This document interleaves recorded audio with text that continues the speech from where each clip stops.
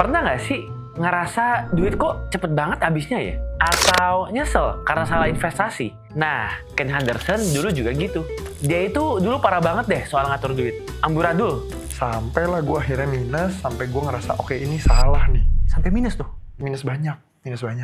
Tapi justru dari situ, Ken akhirnya melek finansial dan berhasil jadi investor dan trader sukses karena berani mengakui kesalahan. Makanya banyak banget orang-orang yang ngakunya investasi, padahal sebenarnya tadinya dia trading. Dia nyangkut Jadi investor. jadi investor. Penasaran gimana ceritanya? Langsung aja nonton videonya sampai habis.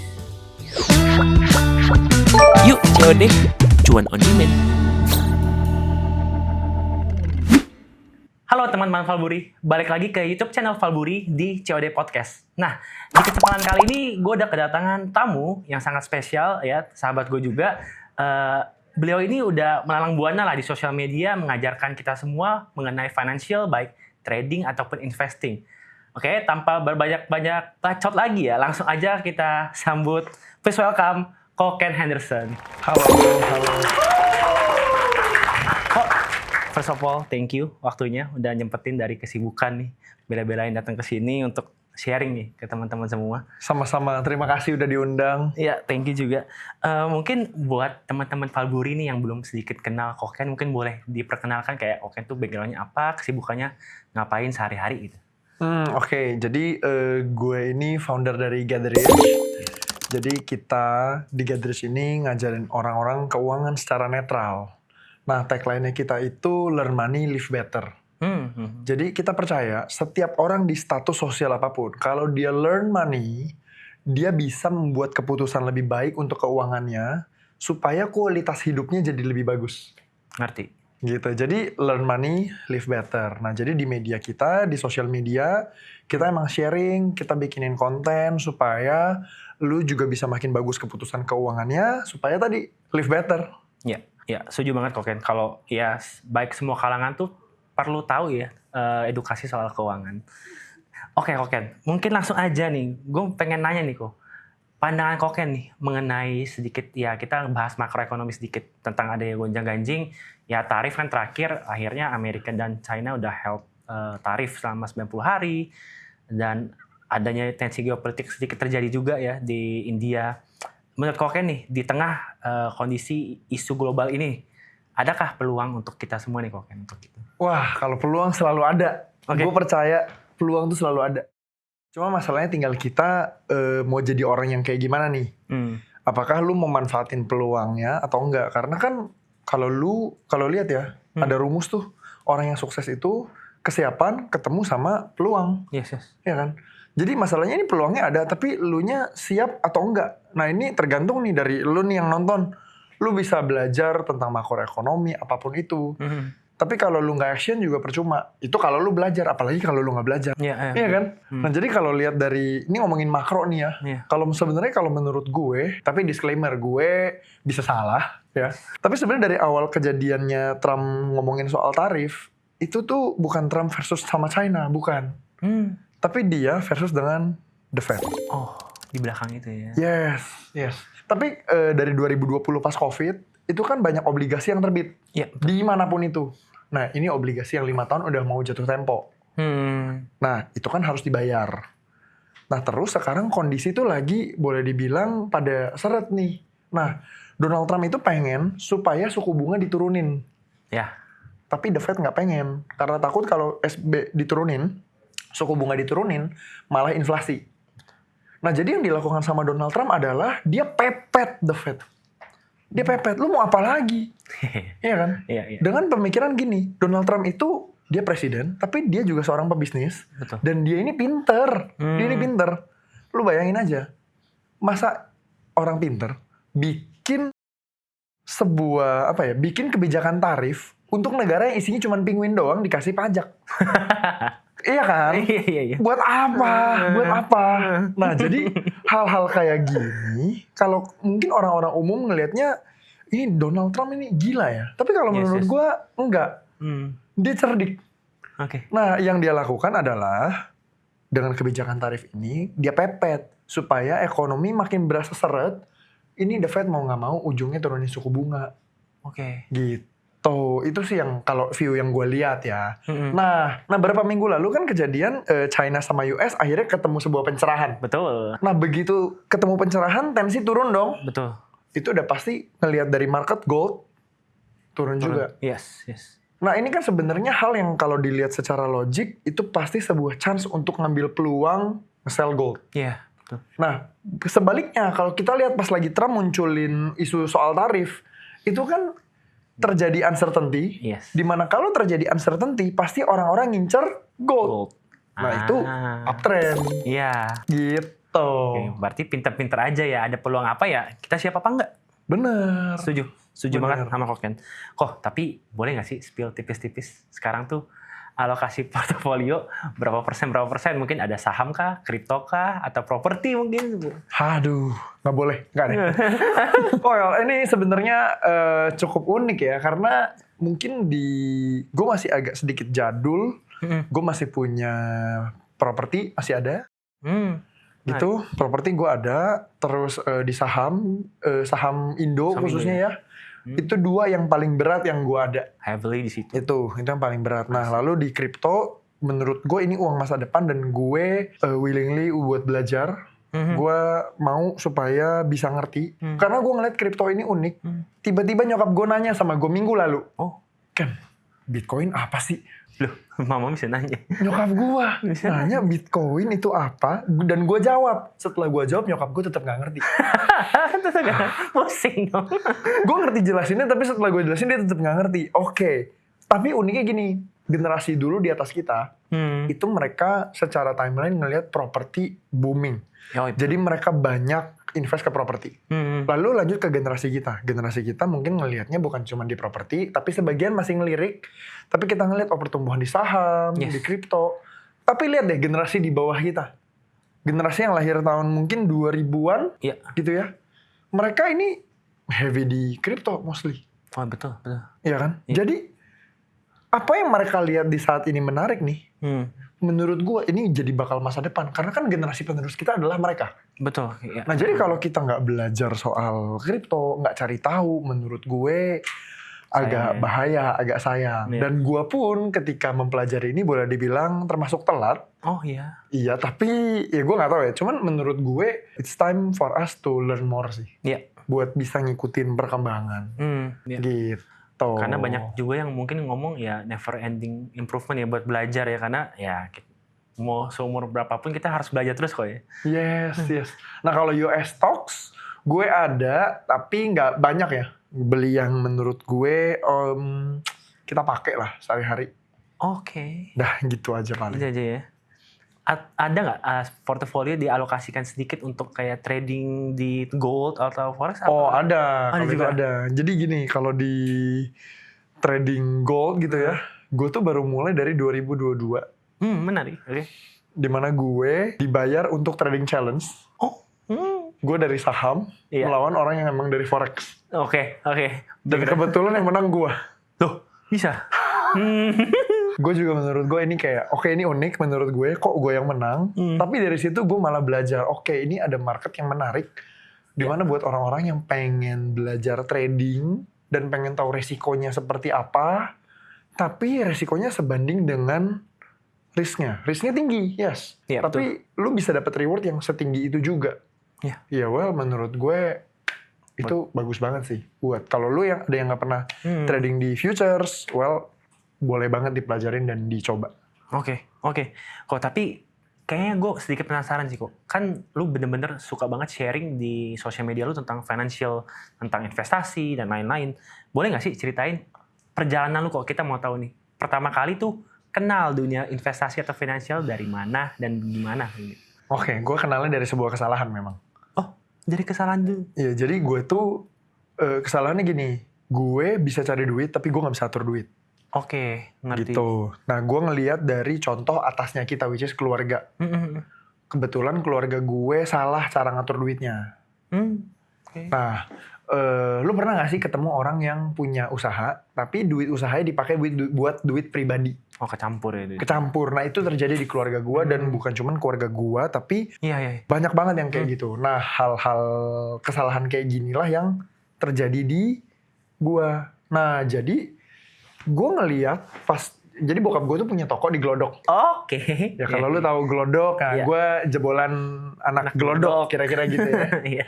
Nah jadi gue tuh pernah bantu bokap gue di toko dan gue ngeliat ini duit laci dipakai jadi duit sehari-hari. Oke. Padahal kan duit yang masuk ini omset, Tuh.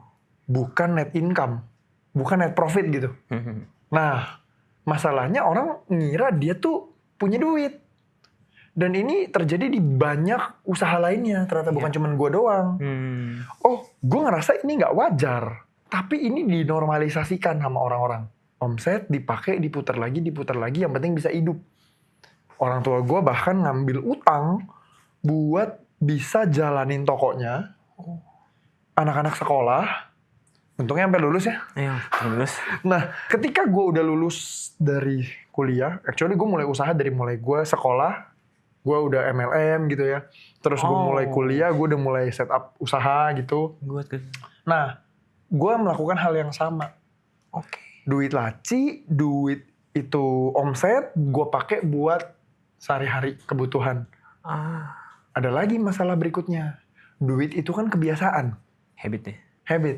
Kalau lu biasanya ke mall, lu nggak punya duit tapi lu datang ke mall, lalu lu lihat ada yang diskon tokonya, lalu lu masuk. Itu kalau nggak punya duit, gimana kalau lagi punya duit? Langsung spend. Spend. Nah, gua kena di situ. Duit masuk, duit Keluar. masuk, keluar, belanja. Berasa orang kaya, Oke. ya kan? Iya. Pernah gak sih lu ngerasa lu berasa orang kaya karena lu punya duit? Literally kalau lu buka rekening lu ada duit. Iya, Lu iya. pakai dah tuh. Iya, Nah, iya. itu yang terjadi di gue. Sampailah gue akhirnya minus, sampai gue ngerasa oke ini salah nih. Sampai minus tuh. Minus banyak. Jadi ketika gue nggak ada duit, gue baru kayak mikir, ini duit gue kemana semua? Iya. Ya kan?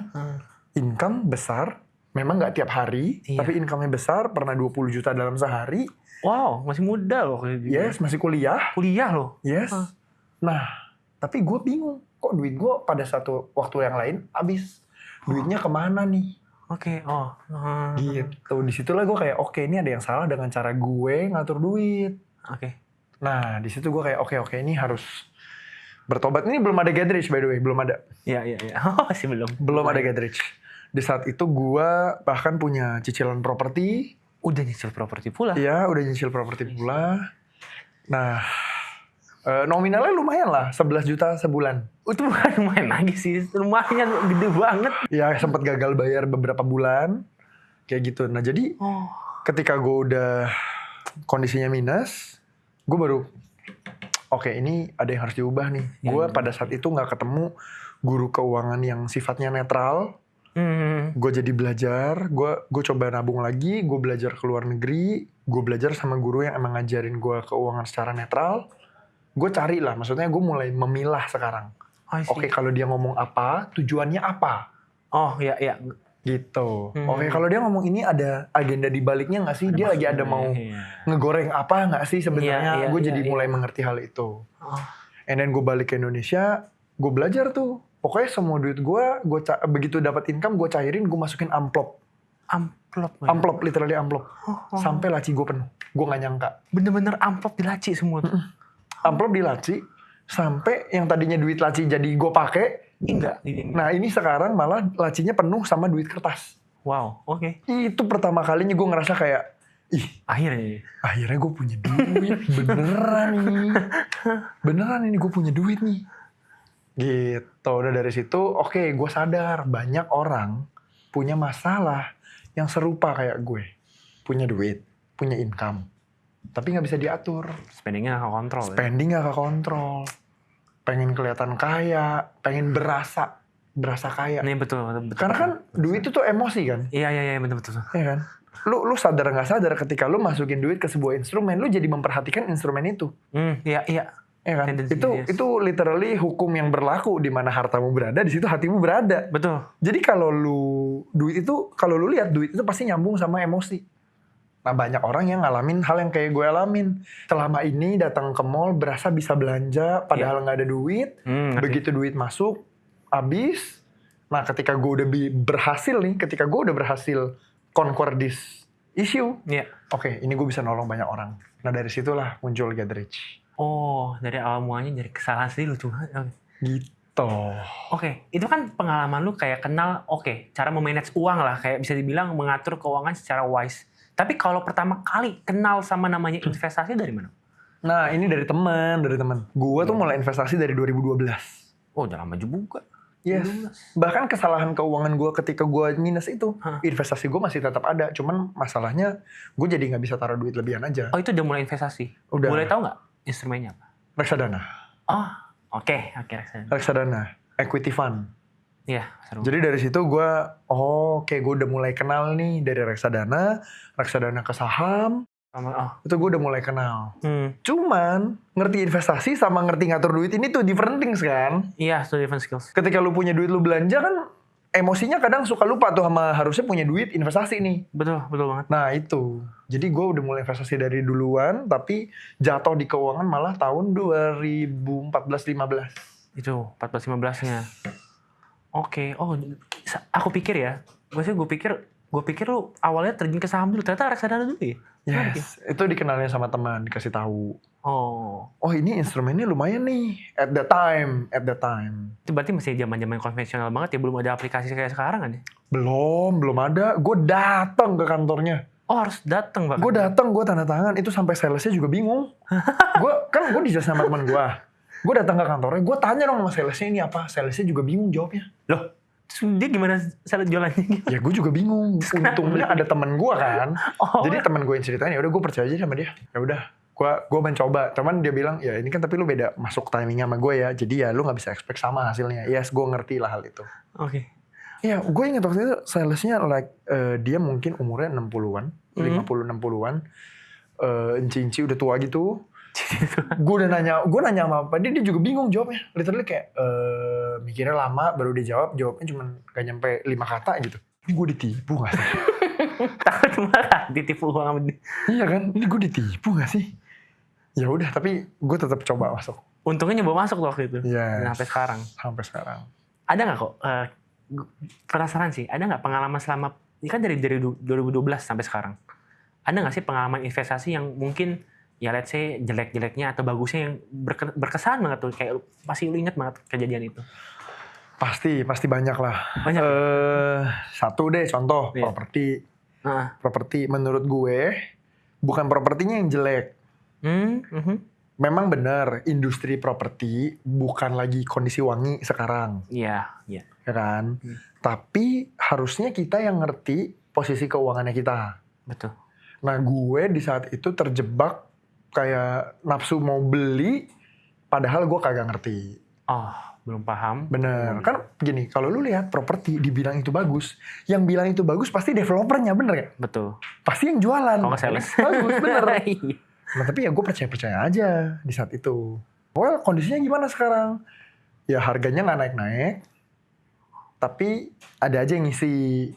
ROI-nya jadi rendah. Berarti ya udah, artinya apa? Jemur aja, tahan, sabar aja. Oke. Ya mau dijual juga rugi, ya kan? Pas kondisi gue lagi minus-minusnya, gue mikir gue mau jual ngapain? Ya double ruginya. Iya. Sayang. Jadi duit nggak seberapa, udahlah, biarin aja. Kayak gitu. Terus kalau ini investasi ya, bukan trading ya, ngomong investasi nih. Iya, investasi. Kalau di saham gitu ya, apa yang kita lihat di laporan keuangan, gue ngerasanya ini udah kayaknya bakalan oke. Ternyata turns out nggak oke. Ya udah, cut loss aja. Kalau itu, nah ini masalah nih. Kadang kan orang emosinya nyangkut sama duit tuh.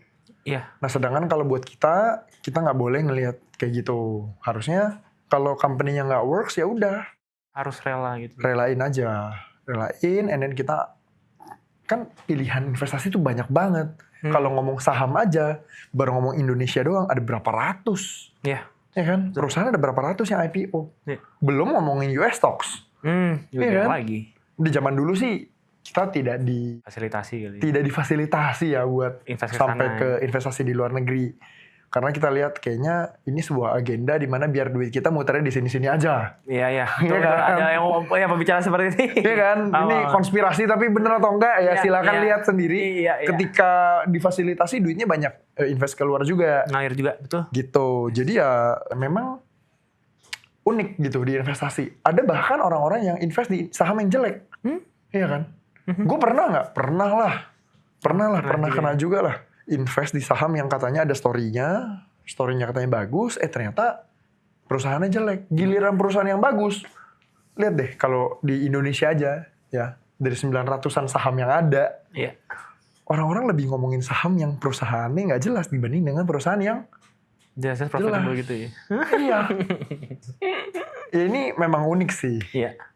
Kalau tadi lu juga mention soal emosional ya. Maksudnya sepenting itukah emosi dalam keputusan investasi itu? Ini tuh unik menurut gue.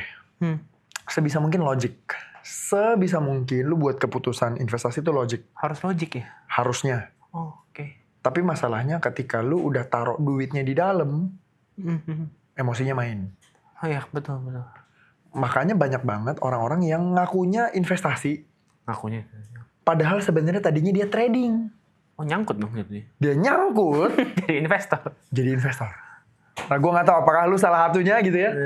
Tapi kan banyak banget orang yang gitu. Dia tahan aja deh. Ya, padahal sebenarnya dia bukan investing. Dia lagi trading tapi dia tahan, akhirnya minus. Mau lepas nggak rela. Harusnya cut loss. Harusnya cut loss. Tapi nggak. Oke. Susah ya kalau udah pakai emosi, ya buat cutnya susah ya. Iya pasti. Itu wajar lah. Menurut gue itu wajar banget. Tinggal itu mesti dilatih. Dilatih gimana supaya lu bisa bikin keputusan dan lu bisa let go. Karena gini, banyak orang dia udah salah invest, lalu dia nggak mau let go. Akhirnya harganya makin dalam. Giliran dia let go, harganya balik arah. Nangkep nggak? Oh, jual harganya mantul. Iya, sedih kan? Iya. Nah itu literally bener-bener emang kita harus latihan makanya. Iya. Oke, investasinya nggak sejalan sama plan yang kita buat. Ya udah, cut loss mah cut loss aja, nggak apa-apa. It's okay. It's okay. Kesempatan selalu ada. Iya. Kok sebenarnya gue juga penasaran pengen ngulik nih soal saham. Kan Koken juga sempat mention ada investasi di saham Amerika atau US dan juga saham Indonesia. Nah, antara saham US dan saham Indo, ada nggak sih perbedaan strategi yang Koken pakai atau enggak? Ada nggak? Oh, kalau di saham Indo gue pakai cara ini nih, saham US gue pakai cara ini. Sebenarnya gini, kalau di saham Indo, gue merasanya kita lebih dekat dengan situasi lapangan. Oh, karena kita orang Indo. Karena kita orang Indo. Yes. Itu menurut gue. Iya. Kalau di US, saham US, sebenarnya plusnya apa? Liquidity-nya. Yes. Itu no kecot. Liquidity-nya saham US, contoh aja Apple, dibandingin sama IHSG. Masih lebih gede dia. Satu doang tuh. Satu. Jadi kalau ngomongin liquidity, kita lebih rendah.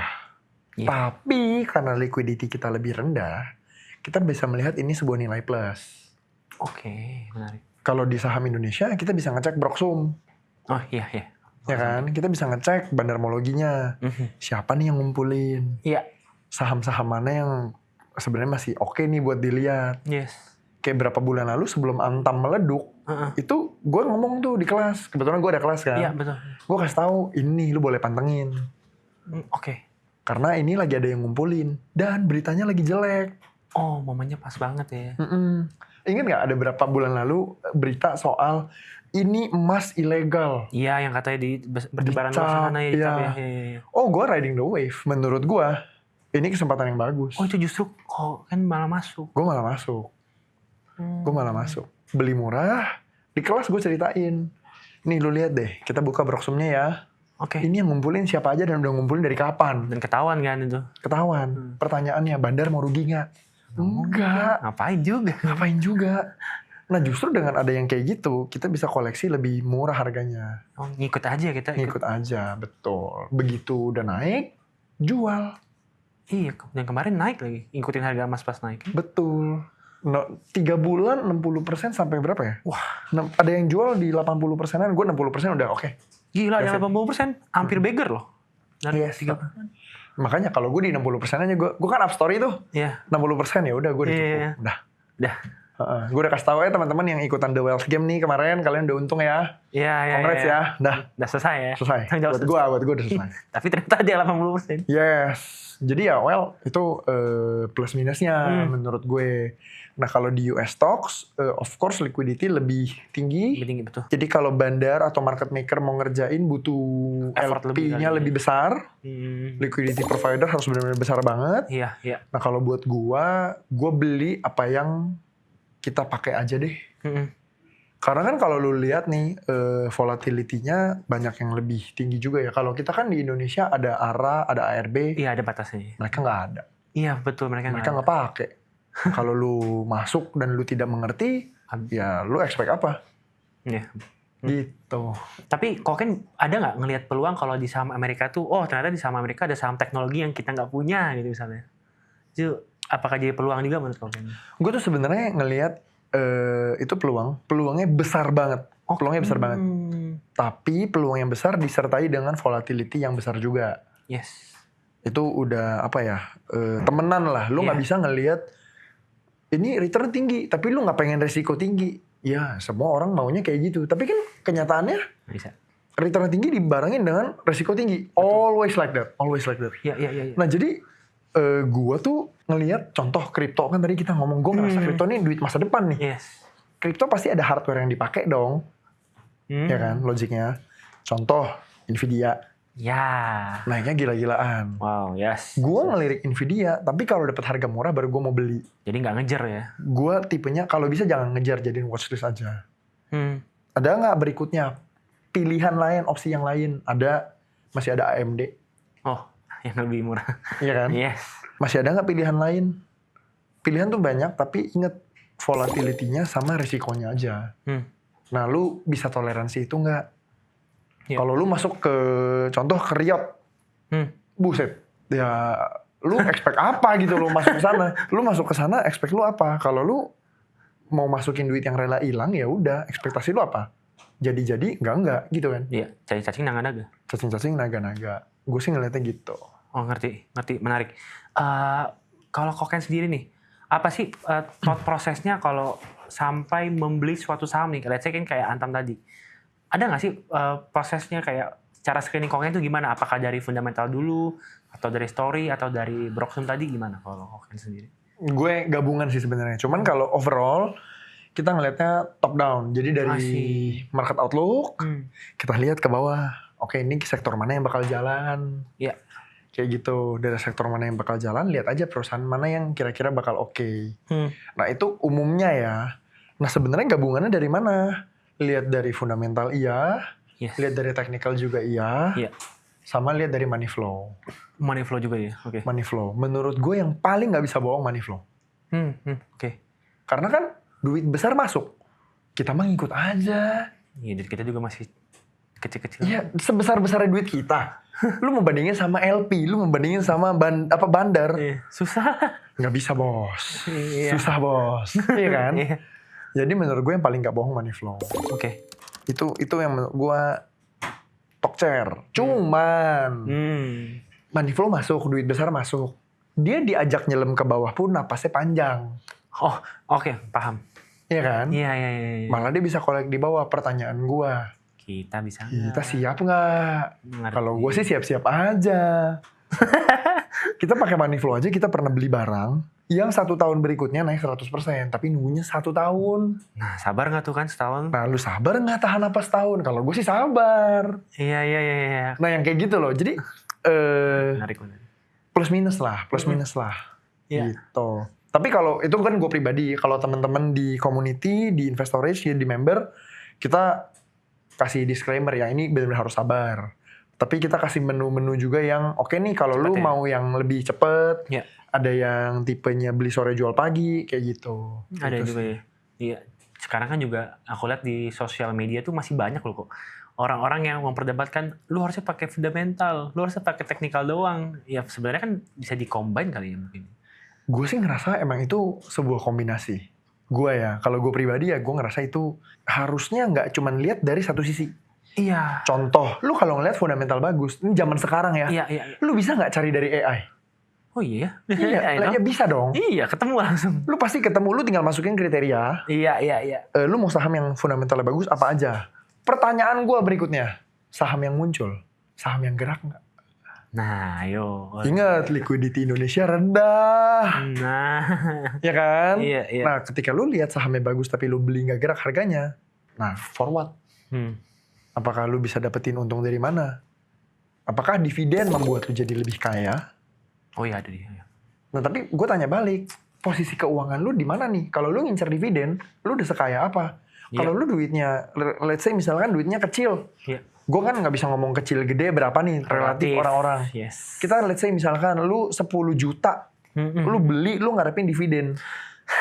10 juta dapat 5% setahun atau 10% setahun, itu baru nambah sejuta. Ya jadi kan agak kayak, wah susah juga nih kalau lu cuman ngandelin satu FA doang. Mau nggak mau menurut gua, emang lu mesti ngeliat dari TA-nya juga. Untuk entry juga kali mungkin. Betul, TA untuk titik entry. Ya, betul. Dan lu ngeliat money flow buat ngeliat selain lu ada yang ngumpulin nggak? Jangan-jangan cuma lu doang yang beli. Gawat. Iya. Kita dong beli sendiri. Karena kan tren ini dibangun menurut gua. Menurut gua ya, gua nggak tahu menurut lu gimana, tapi tren tuh dibangun. Lu lihat deh, 2020 COVID, sepeda booming kan? Oh iya, orang pada goes. Iya kan, harga naik gila-gilaan. Iya. Sekarang Hilang.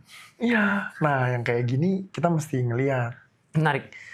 Untuk saham sendiri kok, ada nggak sih sektor-sektor yang menurut Koken itu menarik nih? Ini nggak terbatas Indonesia juga ya, maksudnya boleh lihat saham-saham di Amerika juga. Ada nggak sih sektor-sektor menarik, kayak contohnya mungkin ada sektor AI sekarang, sektor kripto yang ya contohnya kayak Coinbase kan masuk sektor kripto kan. Ada nggak sih sektor-sektor yang menurut Koken menarik gitu? Well, oke. Kalau ini jawaban menurut gua bisa rancu karena tergantung lu punya risk appetite. Balik ke profil resiko ya. Bener. Ya, oke. Kalau gua pribadi, gua ngelihat di saat video ini di take, ya komoditi lagi ada menarik nih, gitu. Tapi kalau buat lu yang risknya lebih santuy, mungkin ya lu mau beli banking ya boleh-boleh aja. Ini kalau Indonesia ya. Iya. Gitu. Kalau US stocks gimana? Nah menurut gue relatif sih. Kalau gue tipenya beli dan gue tahan aja, buy never sell. Buy never sell. Tombol sell buang. Iya. Buy never sell. Iya. Tapi ada saham yang tahun lalu gue lihat, oke ini gue beli karena alasannya apa. Lalu ketika dia udah naik dan dia udah mencapai peak point-nya, lalu dia koreksi, gue jual. Iya. Ada juga. Oke. Nah makanya kayak gini tuh menurut gue, lu ngelihat sektor ya, apa yang gue jawab belum tentu sesuai dengan audiens yang nonton kan. Iya.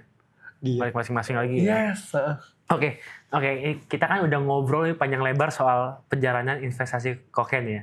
Nah, gue kemarin juga sering lihat banget nih di Instagram Koken sekarang lagi juga aktif sharing-sharing soal trading.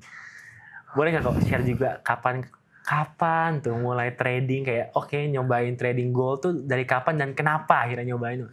Tadi kan ceritanya karena perlombaan kan, mungkin boleh diceritain nggak sih lombanya tuh gimana dan hadiahnya apa gitu? Oke. Jadi waktu itu gue trading challenge, terus gue kebetulan menang. Nah dari situ kan gue sadar kalau ini tuh menarik banget, risk yang besar tapi rewardnya jauh lebih besar. Nah ya udah gue dari situ mulai. Tapi gue juga pernah margin call. Oh pernah? Pernah. Coba di sini yang pernah margin call, boleh nanti drop di komen. Rasanya enak ya. Enak. Nah, tapi gue sadar ternyata itu emang cara gue kenalan dengan instrumen itu. Salahnya apa sih? Salahnya gue adalah lotnya besar, modalnya relatif kecil. Oh, berarti kegedean lot. Betul. Banyak orang nggak ngeh, dia merasa tradingnya angka berapa ribu dolar dimasukin lotnya kenceng. Iya. Nah sampai gue ketemu formula sizing lot yang paling enak menurut gue. Cocok. Gue mainnya di XAU, $1,000 dibanding dengan 0,01 lot, maksimal dikali 5 posisi. Paham. Maksimal ya 5. Maksimal 5. Tapi ya kalau lu mau sabar, lu main 1-2 posisi aja, itu menurut gue enak. Oke. Iya dong, larinya jauh banget. Lu gimana mau margin call? Napasnya enak ya? Napasnya jauh banget. Iya. Nah pertanyaannya, Orang sabar nggak? Balik lagi tuh, sabar. Sabar nggak? Kalau gue tipenya sabar. Sekarang, kalau dulu nggak. Oh, dulu nggak? Dulu ya? Kalau dulu nggak. Karena gue ngerasa kayak, oke ini bisa kayak begini, berarti kalau gue masukin lebih besarnya, lotnya, gue bisa dapat lebih banyak. Ternyata salah. Nggak bisa. Lu masukin mau berapa lot? Misalkan lu masukin $2.000. Lu main 0,1, bukan 0,01 loh. 0,1. 0,1 lot. Kalau di XAU, lu gerak 1 pips, it means $1 kan? Iya. Wah, berarti lu cuma bisa gerak 200 pips melawan arah. Lebihnya lu margin call. Iya, lebihnya habis aja. Nah, pertanyaannya, lu bisa seberapa risk appetite-nya? Apakah lu rela nih cuma main 200 slot, lalu habis itu lu margin call? Nah, kalau gua ngerasanya never lose money sebenarnya. Iya, ada. Meskipun trading bisa rugi. Masalah, ya. Nah, jadi yang gue lakukan adalah sizing lot. Sizing lotnya ya? Bener, makanya gue ketemu formula tadi 0,01 maksimal 5 posisi. Iya. 5 posisi artinya each one itu $200 loh. Iya, dibagi 5 kan ya? Iya kan? Iya. Each one $200 aja sebenarnya relatif lumayan risky. Betul, dengan modal segitu ya. Makanya gue mainnya 0,01. Kalau misalkan gue mau averaging, Iya, baru. gue colok lagi. Iya. Kalau kita buy dia turun ya udah gue colok lagi. Kan. Kalau lu masih yakin, tapi at some point lu harus mengakui kesalahan. Oke, ini udah nggak bisa. Cut loss. Harus rela ya. Harus rela. Pas kita libur kemarin, minggu lalu. Iya, oke. Ini video ini dibuat tanggal berapa sih? 20. 20 ya, 20. Ya kan? 20 Mei. Pas minggu lalu ada libur hari Senin. Begitu China sama US umumin damai ibaratnya. Ya pokoknya tensinya turun gitu ya. Turun lah ya. Udah pasti balik arah dong. Iya, mau gak mau udah pasti. XAU. Yes. Gue masih punya posisi di atas. Dan lagi libur, gue gak buka. Serius? Masih tinggalan tuh? Apa yang gue lakukan? Ya udah, akuin kesalahan. Iya. Akuin kesalahan. Cut loss. Harus ya. Untungnya apa? Gue punya lot sizing jauh dibandingkan dengan modal. Oh. Jauh. Artinya gue masih punya modal buat main. Yes, masih ada modal. Daripada lu margin call. Habis. Nah pertanyaannya gini, lu kalau main 0,01, lu lihat cuannya segitu, lu puas atau enggak? Kalau nggak puas, artinya ketika lu mau nambah lotnya, duitnya yang di depo lebih banyak. Digedein kan? Yes. Makanya gue kasih contoh 0,01 lot dibanding dengan $1.000. Kalau lu mau main 0,1 lot, ya 1.000-nya tinggal dikali 10. Beres. Iya, kalau mau jerit, ya resikonya. Iya kan? Artinya lu main 10.000, lu deponya 10.000, lalu taruh duitnya pasang lotnya 0,1. Betul. Caranya margin call gimana? Iya kan? Iya. Artinya lu harus ngejar 10.000 pips lawan arah baru margin call. Jauh lah. Iya, harusnya. Jauh lah. Iya. Tapi strategi lu dalam, let's say, mau entry posisi nih di dalam forex itu apakah pure technical atau lu tetap melakukan top down seperti saham, kayak lu lihat makro dulu baru oke, ini kayak gold, ada narasi gold menarik, baru cari setup? Dua-duanya. Oh, dua-duanya juga. Dua-duanya. Jadi sebenarnya makro kan kita update berkala. Iya. Memang itu pasti kita harus update. Nah, tapi kalau untuk masuk posisi lihat TA. Udah pasti lihat teknikal. Kalau tren tuh jangan dilawan. Tren is your friend katanya. Iya, gue percaya tren itu dilemesin aja. Mesin aja. Iya, di-enjoy aja. Tren is your friend, bener yang lo bilang. Jadi tren kalau lu berusaha lawan, nah ini jadi masalah. Gue ketemu beberapa temen gue yang tipenya adalah cari pucuk. Cari pucuk gimana tuh? Pas lagi uptrend, dia nge-sell. Oh, ngerti, dia mau coba arahnya balik. Dia mau cari jackpot. Iya, ngerti dia mau cari pucuk banget. Ini udah retracement, ini bisa. Gua agak bingung sebenarnya, tapi kan itu duit mereka, ya kan. Buat gua ya nggak apa-apa. Tapi kalau duit gua pribadi, gua ikutin tren aja. Iya, betul. Begitu udah kejadian China and US tensinya turun, begitu balik arah downtrend, nah ada kan orang-orang yang mencari buy. Oh iya, betul. Ada, tapi akhirnya apa? Begitu jebol bawah, dia buy lagi, jebol lagi, sampai sekarang dia lagi posisi sideways. Posisinya apa? Kalau lagi sideways, gue mencari konfirmasi. Konfirmasi apa tuh? Konfirmasi tren. Oke, mau lanjut turun apa balik? Mau lanjut turun apa balik? Atau memang dia rangingnya di situ-situ aja. Kalau rangingnya di situ-situ aja, ya udah berarti kita mainnya di range segitu. Iya, jangan dipaksakan ya. Jangan dipaksain. Oke, berarti bener ya, trend line itu sepenting itu kayak dalam trading. Oh jelas. Oh. Jelas. Lu jadi ngerti lu harus masuknya buy atau sell. Iya. Lu jadi ngerti kapan lu harus nunggu. Nah banyak orang-orang yang nggak sabar. Oh, Iya kan? Banyak orang-orang yang aduh tren lagi nggak begini ya udah dia tetap masuk. Cuman kan ini agenda yang berbeda tiap orang. Nah kalau gue tipenya lebih kalem. Di kalem ya. Mungkin secara cuan beda sama temen gue yang jauh nyalinya lebih besar.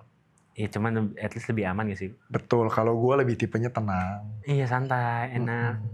Tapi menurut Koken ya, seberapa penting kok risk management dan juga emosional ataupun psikologi dalam trading ataupun investasi ya? Itu penting banget sih. Oh iya kan? Lu bayangin abis orang margin call, apa yang mereka lakukan?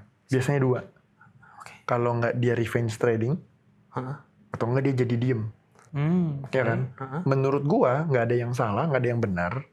Gue nggak bisa bilang salah bener. Yang penting kalau lu cuan sih ya udah. Iya. Tapi kalau buat gue pribadi, misalkan lu abis melakukan sebuah kesalahan, ya lu nggak harus buru-buru masuk. There is no rush.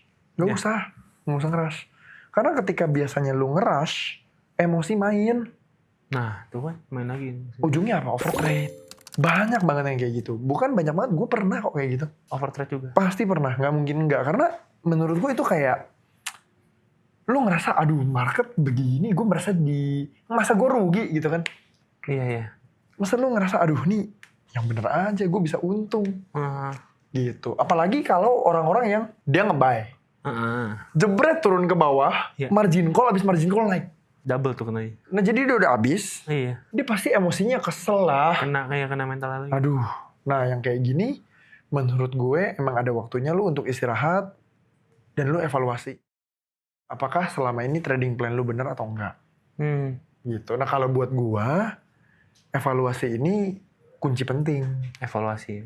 Karena market tuh guru terbaik. Tetap market adalah guru terbaik. Nah gimana caranya kita bisa ngerti market? Nah itu PR-nya kita buat belajar, buat latihan, buat masukin posisi.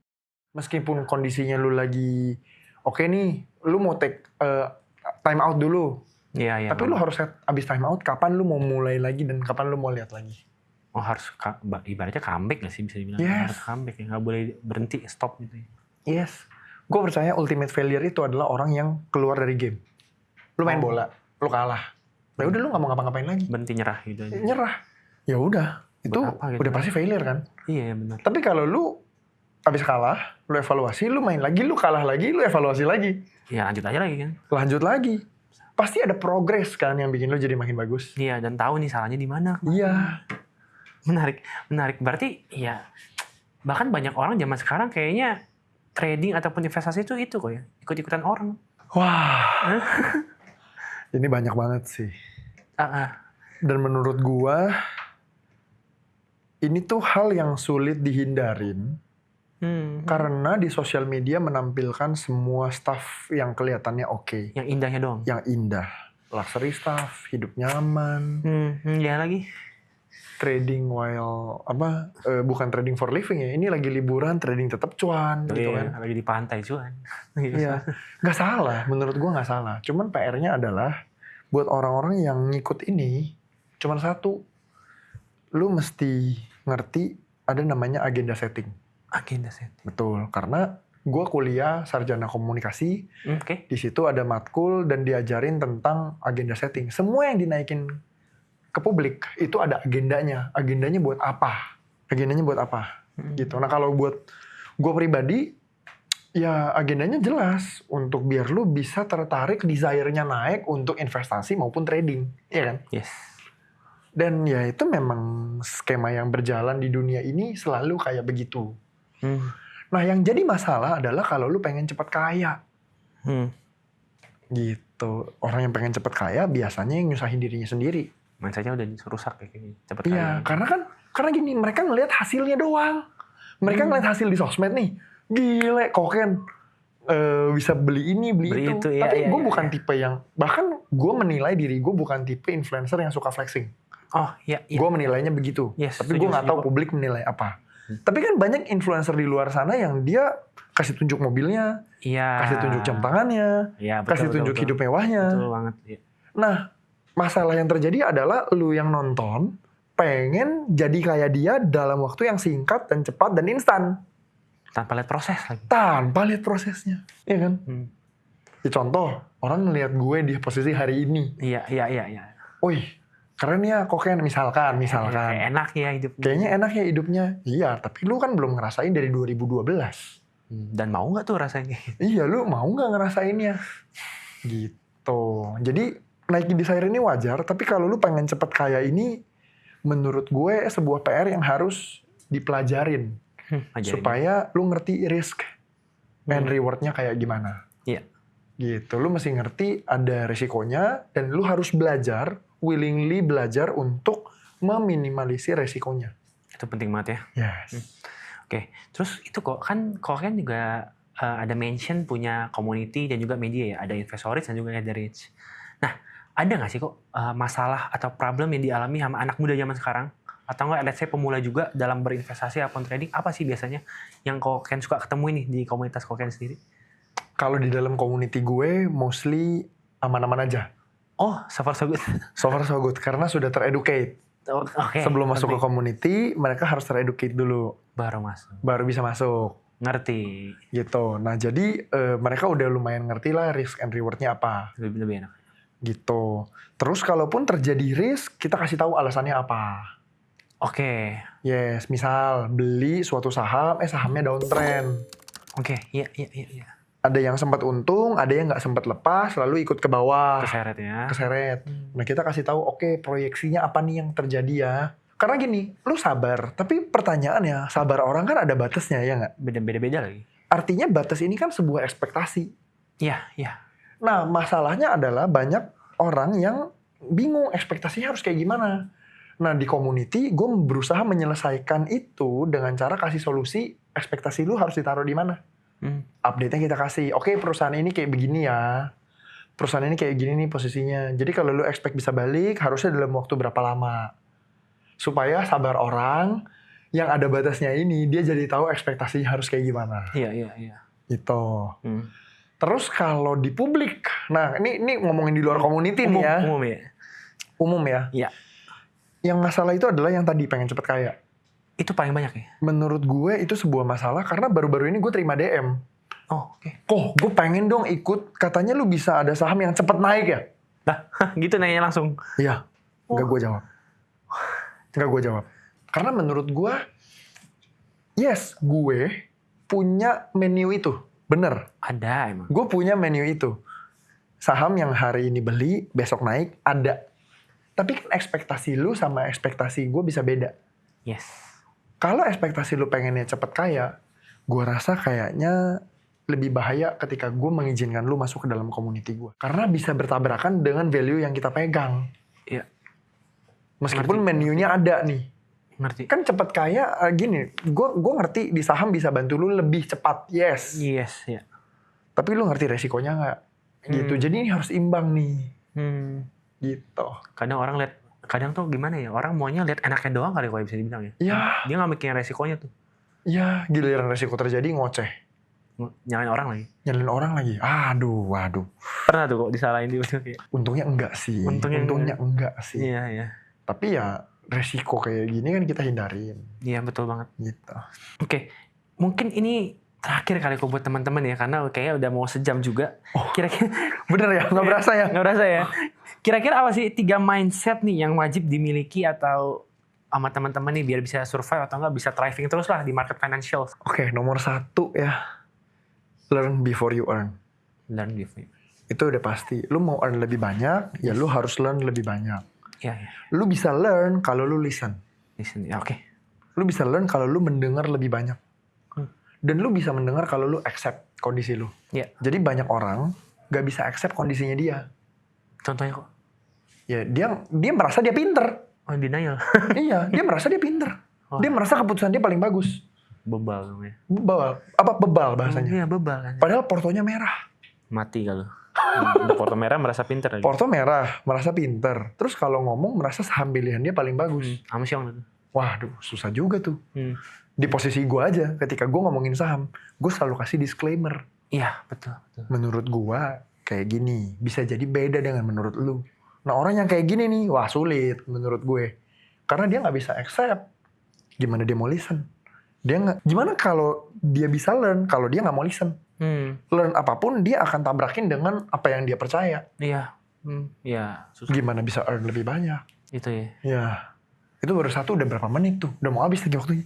Lumayan deh. Oke. Berikutnya. Sabar. Menurut gue. Kalau lu udah belajar dan lu udah praktek. Menurut gue emosi dan sabar ini sangat-sangat penting ya. Sabar ya. Karena yang tadi di mana hartamu berada, di situ hatimu berada. Yeah. Jadi kalau lu taruh duit di sebuah tempat, di sebuah instrumen, nah lu nggak bisa ngarepin itu langsung jadi. Kecuali emang strateginya yang beda. Contoh yang tadi gue bilang, gue punya menu tuh, yang beli hari ini besok naik. Yes. Tapi kan ekspektasi tiap orang bisa beda-beda. Betul. Ya naik kan belum tentu 100% naik. Bisa jadi ada yang harus lu cut loss. Nah, lu terima nggak kalau harus cut loss? Iya. Gitu. Jadi lu mesti sabar dan lu mesti ngatur emosi. Oh berarti nextnya emosi. Bener. Sebenarnya sabar dan emosi itu satu kesatuan lah. Oh itu nggak bisa dipisahkan. Itu nggak bisa dipisahin. Oke. Ya karena kan itu ibaratnya kayak momen dimana lu beli lu masukin duit ke sebuah instrumen. Let's say trading forex deh. Iya. Lu ngarepnya dia uptrend. Tapi dia turun dulu ke bawah. Secara major trend memang masih uptrend. Iya. Tapi kalau lu nggak sabar, lu akan cut loss. Betul, dia nggak bisa lihat bigger picture juga. Dia nggak bisa lihat bigger picture-nya. Kalau buat gua, ketika gua ngelihatnya uptrend lalu dia turun, ya udah kita masukin lagi di bawah, pasang posisi lagi. Nah, itu momentum kan sebenarnya. Yes, itu momentum. Nah jadi ketika emang dia patah tren, ya udah cut loss, nggak apa-apa, akuin kesalahan. Iya. Karena kan kita nggak bisa 100% selalu win. Dan nggak mungkin benar terus kan? Nggak mungkin. By data, gue pernah baca jurnal di mana datanya trading forex itu 70% pasti loss. Nah betul. Lu buka posisi aja, kena spread duluan. Nah iya. Pasti minus dong. Yes. Nah sabar nggak buat nungguin? Ya, ngerti. Gitu. Kedua tuh. Ya itu baru kedua. Kedua. Satu lagi. Lu mesti kenal lu tuh tipe risk profile yang mana. Oke, ngerti. Iya. Karena nggak semua orang bisa masuk ke trading forex. Nggak semua orang bisa masuk ke investasi saham. Tapi kalau dia tipe low risk, semua duitnya ditaruh di low risk, nyesek juga bos. Nyesek juga bos. Lah iya dong. Nih, lu beli deposito misalkan. Lu beli deposito di bank yang warna biru 3 huruf. Nah ya. Semua bank warna biru 3 huruf ya. Ya kan? Tapi bank yang lini atas. Iya. Pasti bunganya kecil. Betul. Pasti bunganya kecil. Iya. Jadi returnnya kecil ini dibandingkan dengan risknya juga kecil. Karena bank yang besar tadi untuk dia sampai bangkrut gitu ya, atau collapse gitu ya, agak susah. Betul, most likely lah. Agak susah, betul. Dan kalau lu taruh di situ doang, tapi duitnya juga nggak numbuh. Iya, segitu-segitu aja. Segitu-segitu aja. Nah, sekarang kita lihat deh low risk. Lu beli emas. Ya kan? Iya. Emas tuh menurut gue topik yang sangat menarik karena banyak banget orang yang beli emas. Iya, orang masih cari emas. Betul. Tapi nih, kalau lu lihat emas, dia tuh ada spread jual dan spread beli. Oh iya. Betul. Spread jual dan spread beli di emas real itu bisa sampai 9-10%. Iya, cukup besar emang. Nah, jadi kalau lu beli emas, buat gua itu harusnya buat jangka panjang. Oh, menarik. Buat jangka panjang. Sebenarnya gue bisa tambahin ada 4. Satu lagi, lu lihat deh, free publication. Kita ngomongin konteks emas. Iya. Ketika emas kemarin naik gila-gilaan, lalu free publication muncul berita di mana-mana, orang sampai ngantri lari beli emas. Oh iya lagi, sampai borong-borong ngantri. Borong-borong beli emas. Iya lagi. Itu momen buat jualan. Top signal. Itu bener-bener momen, oke lu siap-siap jualan dah. Siap-siap jualan. Setuju banget. Karena free publication itu pasti ada agenda setting yang tadi gue bahas. Iya betul tadi.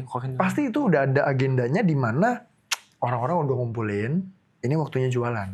Iya banget. Itu sampai no-brainer pun, orang-orang yang nggak mau mikir sekalipun, dia akan ikutan beli emas. FOMO jadi. Abis FOMO ikutan beli emas, harganya apa? Hancur. Turun. Udah deh.